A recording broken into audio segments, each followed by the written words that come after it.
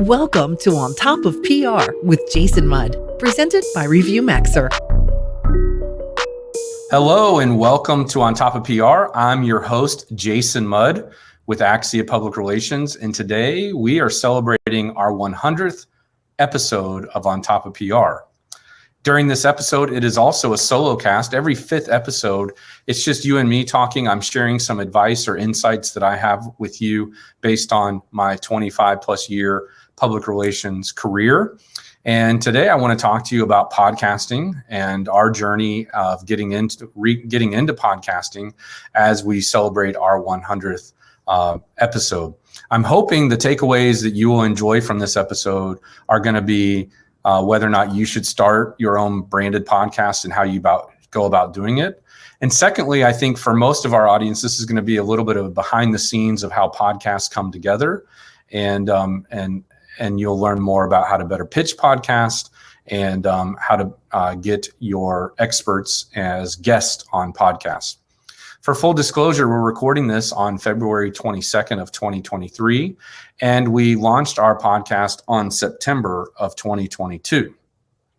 To that end, earlier this morning or this afternoon, I recorded a webinar with Propel PR CRM, which was specifically about podcasting. And so a lot of the content here, if you liked what you heard here, you may want to check out that webinar that I did with them where we went into more details on this topic as well, including how to pitch a podcast. We'll be sure to put a link to that webinar in the episode notes. And so you've really got a lot of opportunity to kind of hear my thoughts and experience on podcasting. So first of all, our agency started podcasting around 2006, before the Great Recession. And we called it the Axia Impact Podcast. And there's some episodes you can still find online. And if you're really interested, we could probably provide those to you through a link of some sort. And maybe what we'll do is we'll put a link to them in the episode notes, linking to where we've got them saved on Google Drive. But those were fun to do. What we did is we took our 60-second impact newsletter, which we still run and offer.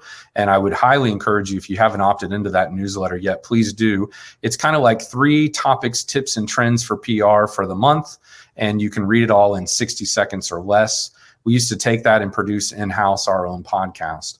That ran for a few years, and then we just kind of put the brakes on it, mostly because of the Great Recession and not having the resources to pull it off like we did before. And then ultimately, around 2019, we started coming up with the idea of let's get back into podcasting. Podcasting had continued to grow. We were a little bit of early adopters, maybe not too early of adopters, but maybe we were too early. But anyway, we wanted to change the format and do something very similar to this, where we're very focused on bringing in expert guests that add value to the conversation. And then every 5th episode is a solo cast like this, where it's just me. So we spent a lot of 2019 really identifying what is our brand, what is our messaging, who's our target audience, and what is the value we bring. Then, of course, we jumped into the step of kind of trying to figure out the name of the show, the format, and what's going to work best, and the technology and all of those things. I would tell you, after doing 100 episodes, and not even doing 100, I would tell you just doing the first handful, it was surprising to me how much more work it was to do a podcast, a branded podcast, and candidly do it well. You could certainly just do a podcast, but doing it well, making it a first-class production requires a lot of work. And honestly, if you go back to our first episodes, I'm candidly kind of face-palming or cringing a little bit. The background didn't look great. We were trying to use we started out only doing audio instead of video. I think that was a big mistake. I think we should have done video right away. So just 3 episodes in, I really felt compelled to do video. My reluctancy is that video adds a layer of complication to it, more editing, just more work in general. You've got to have great, not only great sound, but now you have to focus on lighting and background. And honestly, it took us probably 50 or more episodes to really get it to the point where we're really happy with the production. At Axia, our 5 core values are integrity, ideas, relationships, results, and improve. And so we're always trying to improve and get 1% better every day. And so I want our podcast to get 1% better with every episode.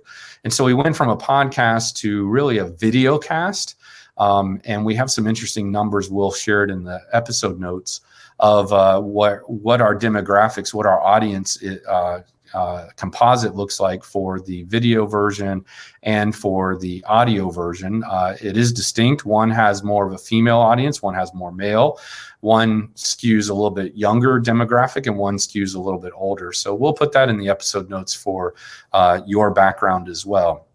But video ultimately gives you the opportunity to reach additional audiences. People love videos, so we can share those videos and reels and snippets from them on our social media. And then when people are driving or commuting, they may be more interested in the audio version. So we try to accommodate both audiences in both formats to help you stay on top of PR. So it's just kind of part of the service that we offer and think about. But I would tell you a podcast is much more work than you think, especially if you want to do it well and do it right. And if you've been a loyal audience member of ours over the years, you have seen our tweaks that we've made. Some are better, some are not so good.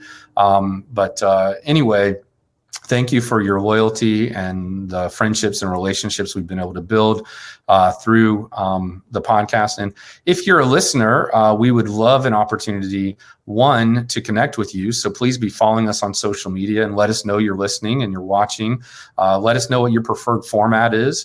I know that we're going to be sending out or posting a questionnaire to try to learn more from our audience of what you prefer.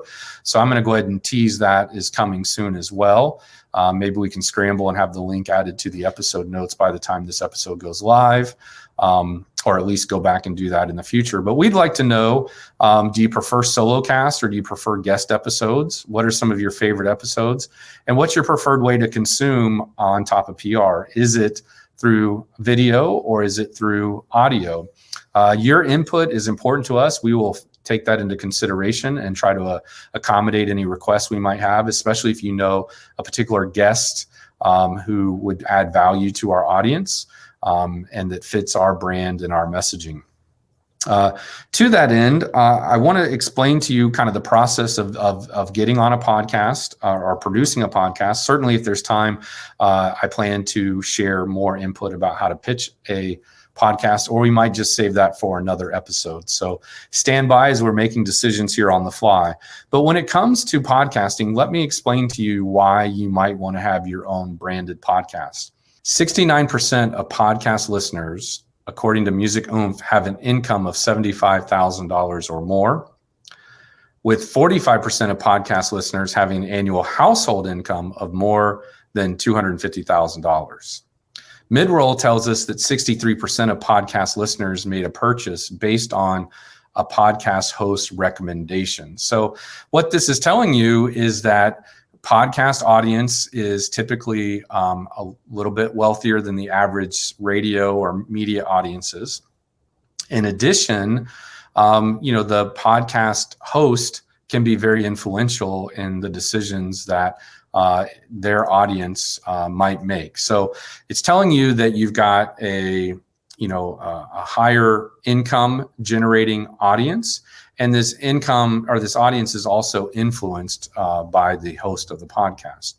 So to that end, as you're thinking about whether or not you want to have your own podcast, that's something to think about. You can also use this information when you are kind of persuading your executive, your leaders, or your experts within your organization as to whether or not they want to participate in podcasts. When it comes to having your own podcast and or the behind the scenes of producing a podcast, there's a lot of people involved. Now, some podcasters will do it, DIY. They'll do the whole thing themselves. Fortunately, I've got a great team behind us of helping us get this done. And if you ever want to see kind of who some of those people are, stick around to our video version where we roll the credits at the end of each episode, giving shout outs to those people. But let's talk about the three phases of starting a podcast. The first one is going to be build. The second one is launch. And the third one is promote. So you got to build a podcast. You've got to design it. You've got to develop it. You've got to basically create it. Then you ultimately launch it and produce the episodes. And then you promote it. And if you don't promote it, then how will people know that it exists? And so that was kind of the process. Again, around 2019, we knew we wanted to do a podcast. We started thinking of names for it, the audience, the format. We went from it being, one person at our agency, and who would that person be? And I was very eager and willing to allow someone else to be that person. But the more we looked into it, the more research we did, we discovered that really as a best practice, it needs to be the same voice, the same person on an ongoing basis. And you can have other people, multiple hosts maybe, and those hosts might rotate out, but there needs to be some stability with one or more of the same host over and over again to build that connection with the audience. So speaking of build, I want to walk you through a little bit about the process of building. And if you're watching the video, this would be a good time to kind of watch me as I kind of walk you through some of this. So I'm going to start sharing my screen here in just a second. So I'm simply displaying my screen of our Brandcast service at Axia Public Relations. You can find that at axiapr.com/services. And I'm showing what that page currently looks like so I can walk you through kind of how we express it. So Brandcast is our productized service name for your company's own branded podcast. And we just described that podcasting is hot and that it's very popular. We offer a 1-hour consultation to kind of talk through your podcast aspirations. And then you can apply that as a credit or a store credit towards hiring us to help you implement your podcast if you so chose to do that. Now, we're really thinking about helping companies develop their own podcast. We've done that for some pretty prominent organizations. Some we can't name, and so we won't do that out of respect for their request for privacy. But we've really helped, help guide them through that process. And we took them through the same process we would take you through. So the build, launch, and then promote, and perhaps monetize. So the first thing I want to talk to you about is build.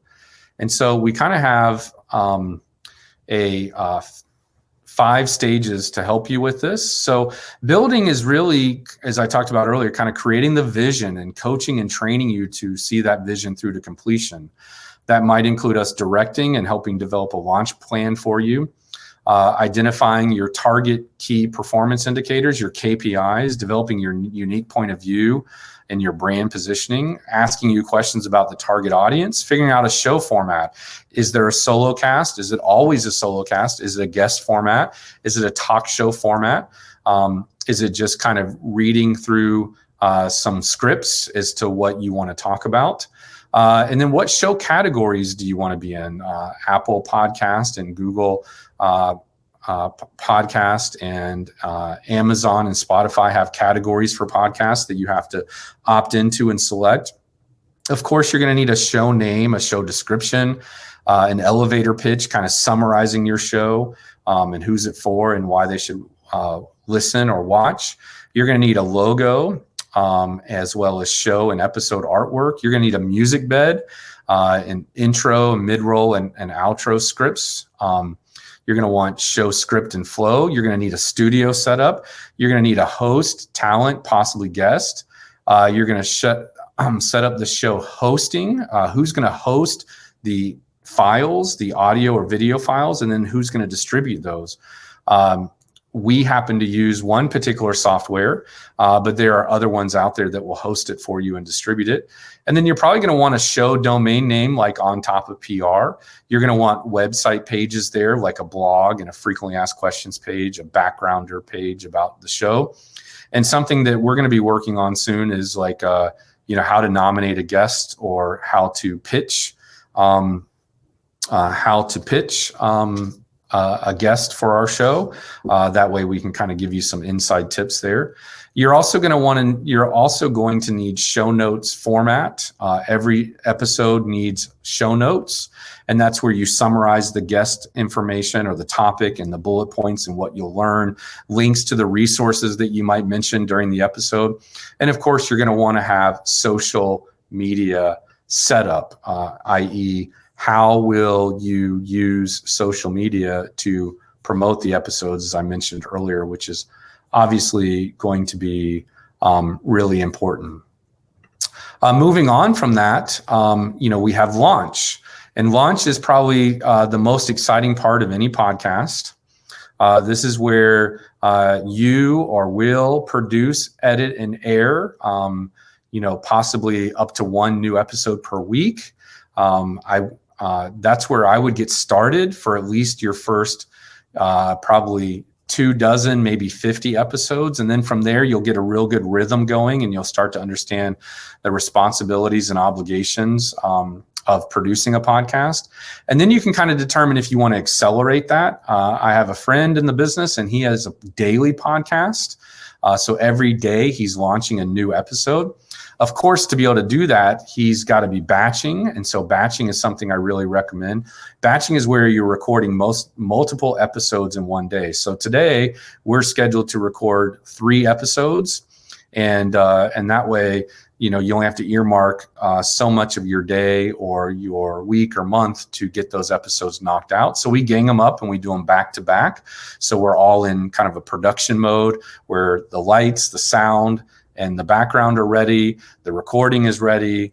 The engineer, producer, director is ready, and we're just getting all those things done. But when you launch, it's kind of 3 stages to launch. There's the pre-production, which is the intro, the mid-roll, and the outro.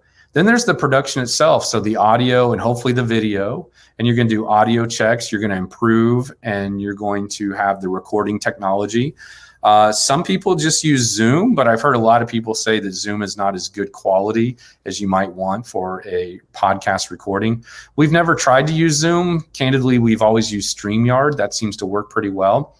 And the other thing you should think about if you're thinking about your own podcast is, do you want to do it live? I'm going to be doing a live podcast interview with somebody here in the near term. They're going to be interviewing me, and they're going to do it live, and they're going to use StreamYard to do that.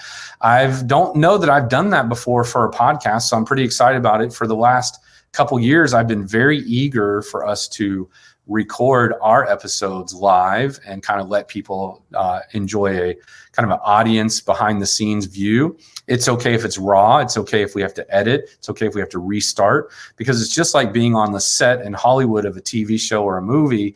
You're there, you're watching it, you're enjoying it, but it's not really necessarily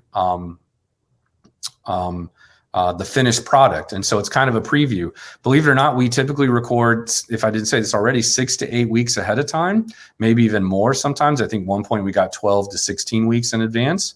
It's a little bit inconvenient for our guests because they're eager to have their episode go live, but it's very convenient for us to have that much padding, so we're not forcing or rushing into producing any episode. But I mentioned that to say that, it might be fun to do live episodes also, or maybe do as I desire, which is to do something live that kind of lets people see what a full episode they might be able to enjoy 6 to 8 weeks from now, or even more.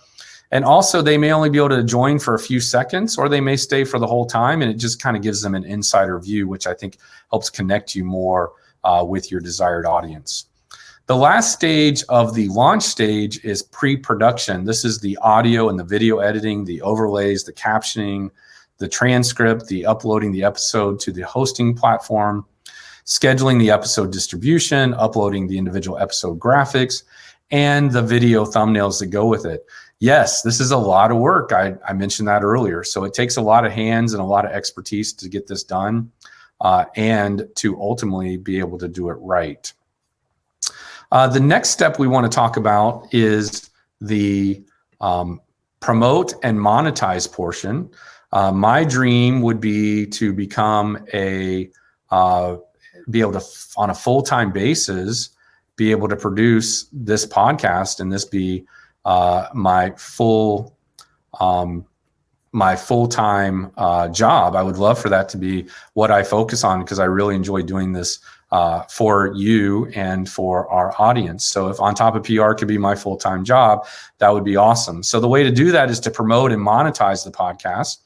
This third stage is usually the head of sales and the CFO's favorite stage, because now's the time to turn this into a big effort into a profitable endeavor. Now, this is when your hard work starts to pay dividends, because you'll want to build relationships. You'll want to promote the episode.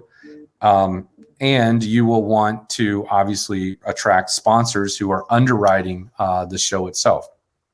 So under this section here of promote and monetize, phase 3, we have kind of 3 sub phases or sub areas underneath it. One is promote and promotion and conversion. So as a one-time project, you'll want to announce your show through a show launch news release. You might want to do milestone news releases saying you've now launched your 100th episode. You might want to do milestone email blasts and things like that. And, in the event that you should hire us or consult with us to help you do this, we'll give you some inside information and tips about how to build a loyal audience quickly. I'll give you a little hint. It involves, inviting people to leave you online reviews, encouraging people to share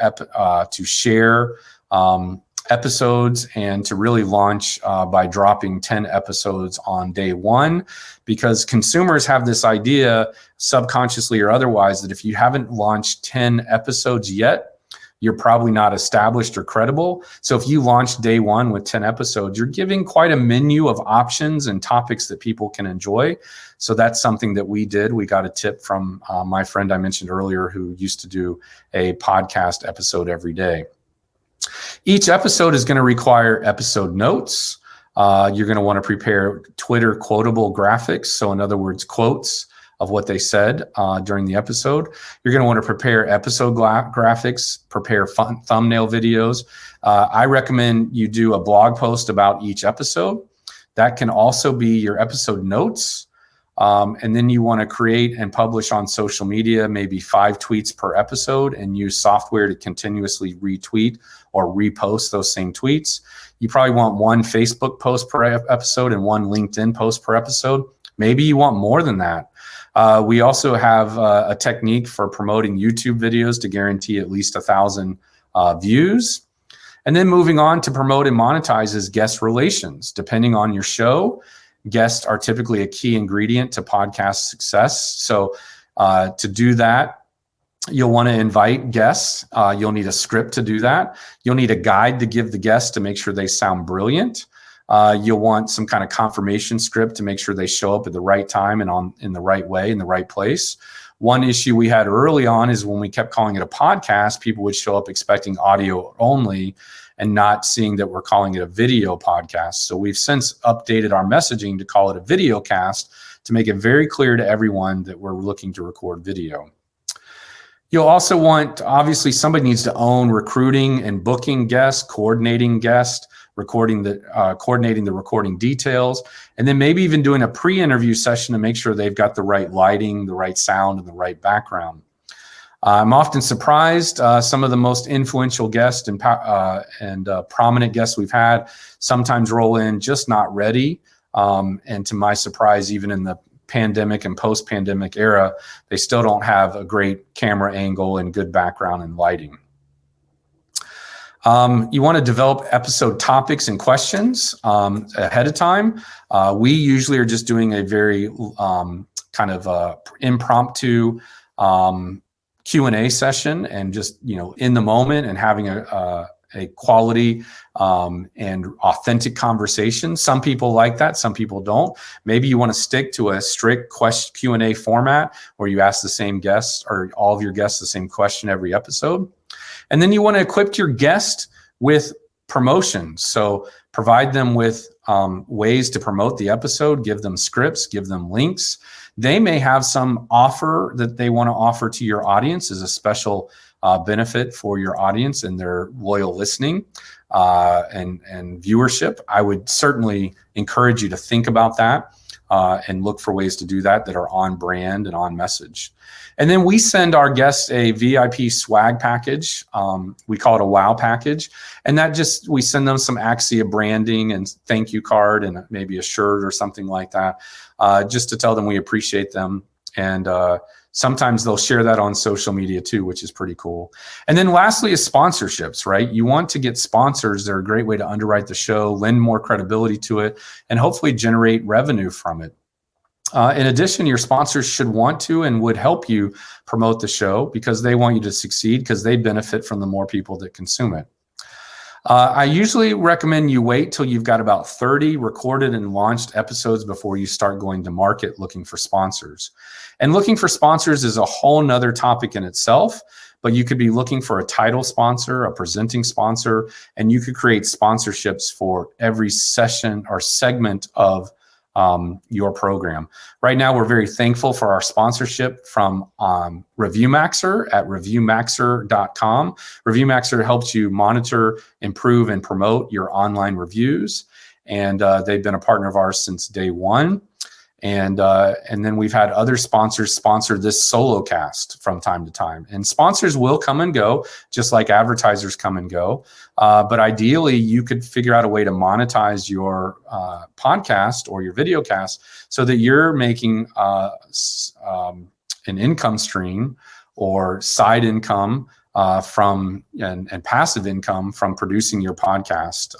So not only are you sharing your expertise with your audience through your podcast, and hopefully that might even generate leads for you and your organization.